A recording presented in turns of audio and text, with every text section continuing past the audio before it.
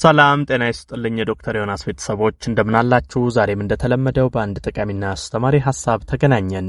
በዛሬ ፕሮግራሜ እስቲ ከጀርባ ህመም ጋር ተያይዞ የተወሰኑ መሰረታዊ ሐሳቦችን ልንገራችሁ። በተለይ ይሄ ጀርባዬን ያመኛል፣ የጀርባ ህመም አለብኝ፣ ምን ላድርግ እንዲህ አይነት ጥያቄዎች የምትጠይቁኝ ያላችሁ። ስለዚህ በተለይ የተረዳሁት አንድ ነገር መንስኤዎቹን አለማወቅና እነዛ ነገሮች ላይ ጥንቃቄ አለማድረግ በጣም በርካታ ሰዎችን ለጀርባ ህመም እየዳረጉ እንደሆኑ በብዙ ነገሮች አስተውያለሁ። ስለዚህ በተለይ እስቲ ለጀርባ ህመም የሚያጋልጡ ነገሮች ምንድናቸው? የጀርባ ህመምን እንዴት ማከም እንችላለን? በተለይ መንስኤዎቹን ስናውቅ ነው እንግዲህ መፍትሄውን የምናገኘው። ለጀርባ ህመም የሚዳርጉ ነገሮችን ስናውቅ እነዛን ነገሮች ከማድረግ ስንቆጠብ ጀርባችንን ጤናችንን እንጠብቃለን ማለት ነው። ስለዚህ እስቲ ለጀርባ ህመም የሚያጋልጡ ነገሮች ምንድናቸው? እንዴት ከነዚህ ነገሮች በመራቅ ጀርባችንን የጀርባ አጥንቶቻችንን በአጠቃላይ ጤናማ ማድረግ እንችላለን የሚለውን በዚህ ቪዲዮ ነግራችኋለሁ። አብራችሁን ቆዩ። ለቻናሌ አዲስ ከሆናችሁ ሰብስክራይብ አድርጋችሁ ቤተሰብ ሁኑ። ይሄን መረጃም ላይክ ሼር አድርጋችሁ ሌሎችም ጋር እንደዚሁ ደርሶ እንዲማሩበት አጋሯቸው። በቀጥታ ወደ ሐሳባችን እንግባ። በመጀመሪያ ደረጃ ከውስጥ የሰውነት ክፍሎቻችሁ ጋር ተያይዞ ችግሮች ካሉ ለምሳሌ የኩላሊት ጠጠር ችግር ካለ፣ የኩላሊት ኢንፌክሽን ካለ፣ በነገራችን ላይ ይሄ ከኩላሊት ጋር የተያያዙ ህመሞች ካሉ የጀርባ ህመም በከፍተኛ ሁኔታ ይኖራል። ይሄ የተያያዙ ነገሮች ናቸው። ይሄ የኩላሊት ጠጠር፣ የኩላሊት ኢንፌክሽን፣ የኩላሊት ህመሞች እንደዚህ አይነት ነገሮች ሲኖሩ የጀርባ ህመም ይኖራል። ስለዚህ አንድ ማወቅ ያለባችሁ ነገር እነዚህ የሰውነት ክፍሎቻችሁ ጤናማ ናቸው ወይ? ኩላሊታችሁን በደንብ መታየት ያስፈልጋል። እዛ አካባቢ ፊኛ የሰውነት እዛ ኩላሊት አካባቢ ያሉ መስሎቻችሁን መታየት፣ ኢንፌክሽኖች ካሉ፣ ጠጠሮች ካሉ፣ እንደዚህ አይነት ነገሮች ካሉ እነዛን ስታድኑ፣ እነዛን ስትታከሙ ተያይዞ የጀርባው ህመም ይጠፋል ማለት ነው። ስለዚህ ከዚህ ከኩላሊት ጋር ከኢንፌክሽኖች ጋር የተያያዘ ችግር ካለ ይሄ እንደ አንድ ለጀርባ ህመም እንደ መንስኤ ይወሰዳል።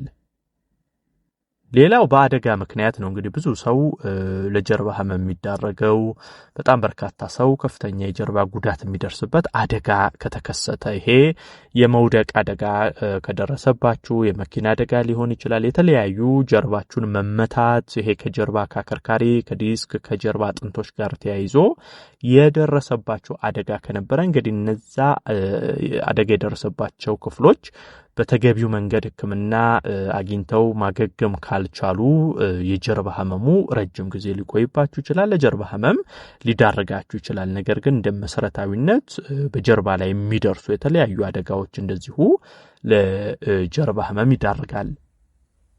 ሌላው ከባድ ዕቃ ማንሳት ነው። ይሄ ብዙ ሰው ባለማወቅ የሚያደርገው ስህተትና ለጀርባ ህመም የሚዳረግበት ነገር ነው። በተለይ በድንገት ይሄ ከበድ ያሉ ዕቃዎችን ማንሳት ለጀርባ ህመም ይዳርጋል። በተለይ ደግሞ አነሳሱን የማታውቁ ጥንቃቄ ማታደርጉ ከሆነ ይሄ ዝም ብላችሁ እንደመጣችሁ ከባድ ዕቃ ብድግ የምታደርጉ ከሆነ ቀጥታ ጀርባችሁ ላይ ከፍተኛ ጫና በማሳደር ለከፋ የጀርባ ህመም ይዳርጋል። ስለዚህ ይሄ ከባድ ነገሮችን በተቻለ አቅም ብቻችሁን ታግላችሁ ላለማንሳት መሞከር። እንደዛ አይነት ነገር የሚያጋጥማችሁም ከሆነ በተቻለ አቅም ጉልበታችሁን ይሄ ጎንበስ ስትሉ እጅ አሰነዛዘራችሁን እያንዳንዱን ነገር አስተካክላችሁ ለማንሳት መሞከር ነው። በአንድ ጎን ዘንብላችሁ ድንገት ለማንሳት በምትታገሉበት ጊዜ ይሄ ከባድ ዕቃዎችን ማንሳት በራሱ ለጀርባ ህመም ይዳርጋልና እንደዚህ አይነት ነገሮች ላይ ጥንቃቄ አድርጉ። ሌላኛው የአከርካሪ አጥንቶች ኢንፌክሽን ካለ ነው። ይሄም በርካታ ሰዎች ላይ የሚስተዋል ነገር ነው። በነገራችን ላይ የአከርካሪ አጥንቶች ላይ በተለያየ ምክንያት ኢንፌክሽን ይፈጠራል። ታዲያ እነዛ ኢንፌክሽኖች በተገቢው መንገድ ማትታከሟቸው ከሆነ ይሄ ረጅም ጊዜ ለጀርባ ህመም ሊዳርጋችሁ ይችላል። እነዛ ኢንፌክሽኖች ካልታከሙ በጣም ለትላልቅ ህመሞች እስከ ካንሰር ደረጃ ሁሉ የሚደርሱበት ጊዜ አለ። ስለዚህ ይሄ የአከርካሪ አጥንት ኢንፌክሽኖች ካሉ እነዛን በደንብ መታከም ያስፈልጋል። ችላ መባል የለባችሁም። ግን ይሄ የአከርካሪ አጥንት ኢንፌክሽኖች በራሳቸው ለጀርባ ህመም ይዳርጋሉ።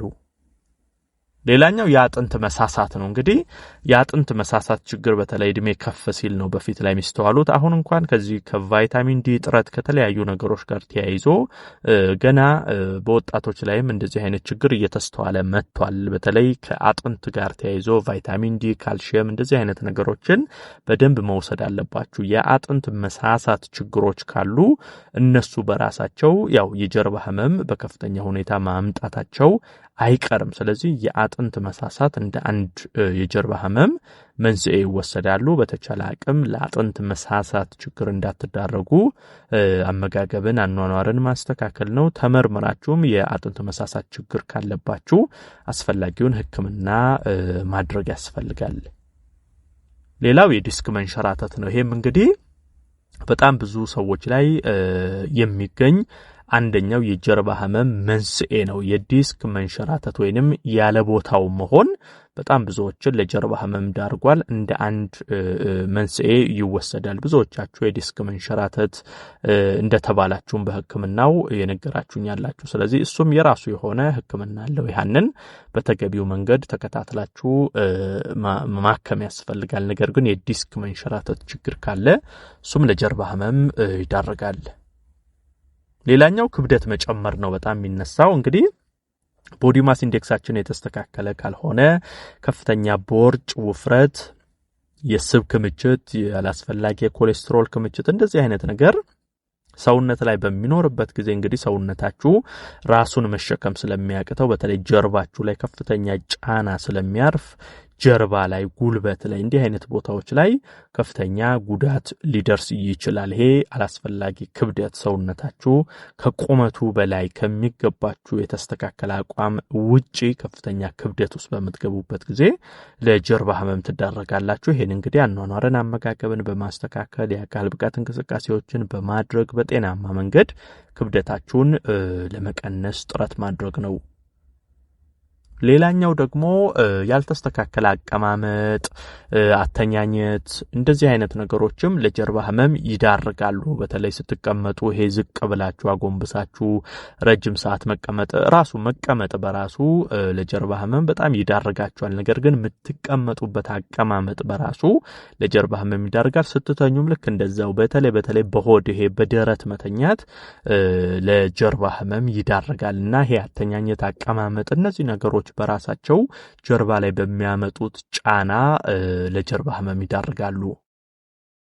ሌላው ደግሞ ወደ አከርካሪ አጥንት የተሰራጨ ካንሰር ካለ ይሄ ከስንት እንደሚስተዋል ነው። ነገር ግን አሁን ላይ በተለይ ከዚህ ካንሰር ጋር ተያይዞ በጣም እንደዚህ አይነት የካንሰር ህመሞች እየተስፋፉ መጥተዋል። ይሄንን ማወቅ አለባችሁ። በተለይ ወደ አከርካሪ አጥንት የተሰራጨ የካንሰር አይነት ካለ እሱ በራሱ ለከፍተኛ የጀርባ ህመም ይዳርጋል። ሌላው በተደጋጋሚ ከፍ ያሉ ጫማዎችን ማድረግ። ይሄ ብዙ ጊዜ ያው ሴቶች ላይ ነው በተለይ የሚስተዋለው። ሴቶች ይሄ ታኮ ጫማ ከጀርባ ከሶላቸው በጣም ከፍ ያሉ ጫማዎችን ለረጅም ጊዜ ይሄ በተደጋጋሚ ሁሌ ከስራ ጋር ከእንደዚህ አይነት ነገር ጋር ተያይዞ ከፍ ያሉ ጫማዎችን የማድረግ ልምድ ካላችሁ ይሄ በተለይ ጀርባችሁ ላይ ትልቅ ጉዳት ያመጣል። ይሄ በጣም መታወቅ አለበት። እሱ ብቻ ሳይሆን በስራ ሁኔታ በተለይ ይሄ ረጅም ሰዓት መቆም፣ ረጅም ሰዓት መቀመጥ እነዚህ ነገሮች የጀርባ አጥንት ላይ ከፍተኛ ጉዳት ያመጣባቸዋል። እንግዲህ በተለይ እንዳጠቃላይ ለጀርባ ህመም እነዚህ መንስኤዎች ስለሆኑ እነዚህ ነገሮች አውቃችሁ ጥንቃቄ ብታደርጉ ከጀርባ ህመም ራስን መጠበቅ ይቻላል ማለት ነው። ይሄን መረጃ ላይክ፣ ሼር አድርጋችሁ ለሌሎችም አጋሩ። ለቤት አዲስ ሆናችሁም ቻናሌን ሰብስክራይብ አድርጋችሁ ቤተሰብ ሁኑ። የዛሬን በዚሁ አበቃው። በቀጣይ ቀን ሌላ ጠቃሚና አስተማሪ ሐሳብ ይዤላችሁ ዳግም እንገናኛለን። እስከዛው በያላችሁበት መልካም ጊዜ